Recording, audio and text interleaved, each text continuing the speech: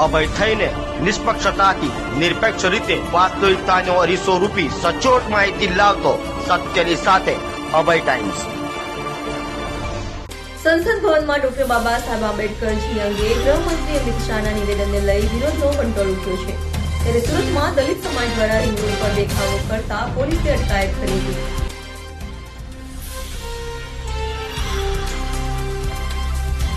સંસદ ભવનમાં ડોક્ટર બાબા સાહેબ આંબેડકરના મુદ્દે વિવાદનો મામલો સુરતમાં પણ ગાજ્યો હોય તેવું લાગી રહ્યું છે। સુરતમાં દલિત સમાજના યુવાનોએ દેખાવો કર્યા હતા।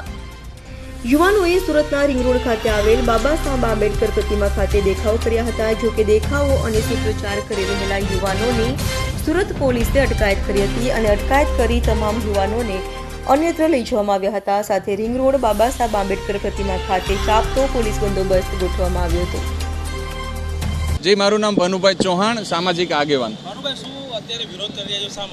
વિરોધ તો એ છે કે રાજ્યસભાની અંદર કેન્દ્રીય ગૃહમંત્રી અમિત શાહે જે પોતે તડીપાર છે એમણે ડોક્ટર બાબા સાહેબ આંબેડકરનું જે અપમાન કરેલું છે એ અપમાન અમે સહન કરવાના નથી। આજે પૂરા ભારતની અંદર જે વિરોધ થઈ રહ્યો છે એ વિરોધ પ્રદર્શનને લઈને અમે ડોક્ટર બાબા સાહેબ આંબેડકરની પ્રતિમાએ ફુલાર કરી અને અમે શાંતિપૂર્ણ રીતે ધરણા કરવાના હતા, પણ અમારા સાથીઓ જેમ જેમ આવે છે એમને ડબ્બા ભરી અને આ અમિત શાહે પોલીસને આગળ કરી દીધી છે। તો હાલ અમે અહીંયા બાબા સાહેબની પ્રતિમાએ ધરણા કરવા માટે શાંતિ રીતે ધરણા કરવાના છે, પણ અમને ધરણાનો કાર્યક્રમ કરવા નહીં દેતા।